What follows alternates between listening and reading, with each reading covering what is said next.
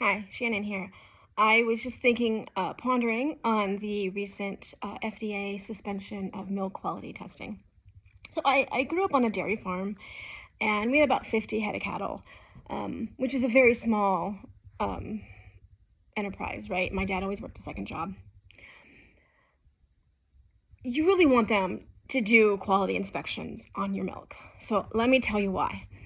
Um, the way that dairy works is that you artificially inseminate your cows. My dad did that himself.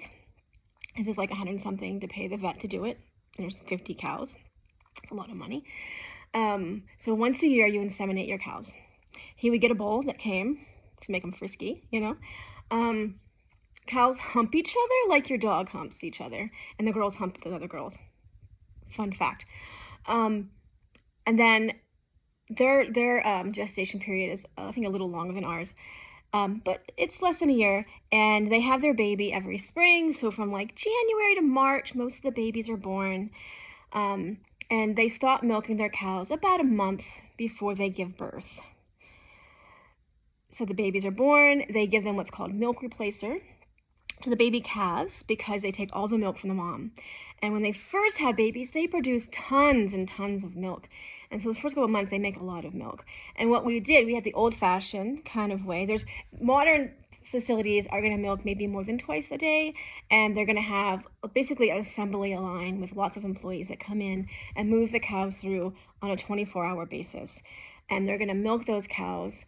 They're going to use more high tech than what we had. So we're a little entity. We don't have anything high tech. And so we had milkers. There was basically four suction cups, and they were about this long, metal cylinder with a rubber insert that you'd fit over the teat.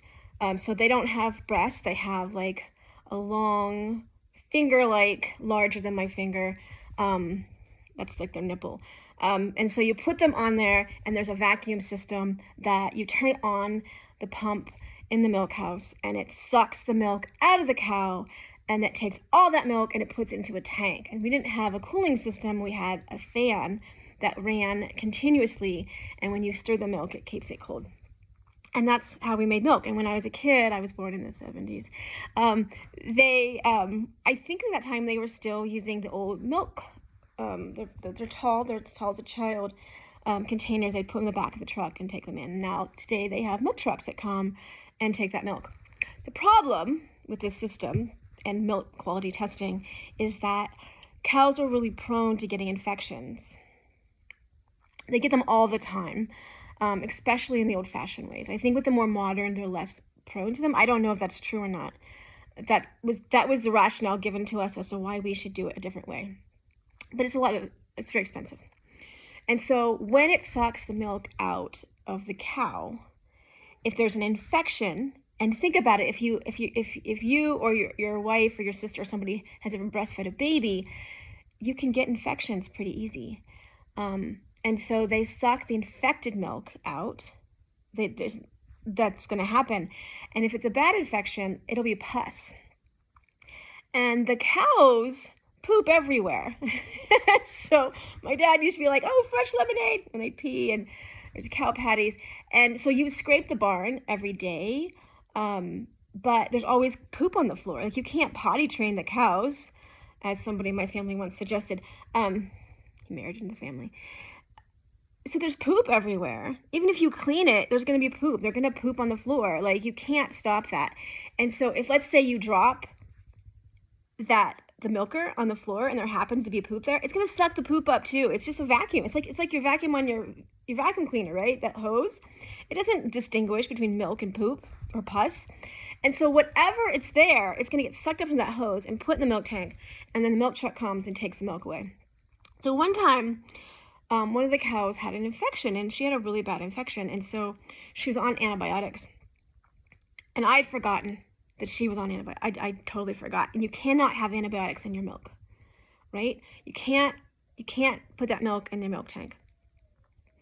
And so we actually had to pay, and I think it was only like $3,000, but we had to pay for the milk in that tank or that truck to be dumped because I accidentally put some. And I realized right after I put the milker on that So we could have either dumped it out of the tank, but I thought, well, I think I got it in time. Didn't. So there are standards and there are ways that they do this, but some farmers can just dump bleach in the milk tank. Like that's a thing. They could totally do that.